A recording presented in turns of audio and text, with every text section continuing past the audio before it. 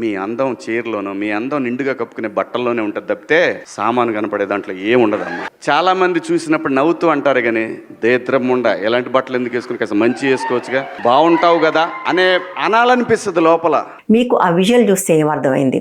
వీళ్ళందరూ కూడా తమకు గ్లామర్ కోసం, సినిమాలు నడవడం కోసం ఆడపిల్లల్ని అటువంటి దుస్తుల్లో పోర్ట్రే చేసి అటువంటి గ్లామర్ని వాడుకొని వాళ్ళు వయసు వచ్చిన తర్వాత సరిగ్గా వాట్సాప్ అంకుల్ లాగా వాళ్ళు వయసులో ఉన్నప్పుడు, కాలేజీలో ఉన్నప్పుడు బస్సులు ఎక్కి ఆడపిల్లల్ని వేధించి సందుల్లోంచి వాళ్ళని తాకి పిండి నానా ఇబ్బందులు పెట్టి ఇప్పుడు రిటైర్మెంట్ వచ్చిన తర్వాత వాట్సాప్ గ్రూపుల్లో దూరి ధర్మపన్నాలు చెప్తుంటారు కదా, సరిగ్గా శివాజీ కూడా అదే పని చేశాడు.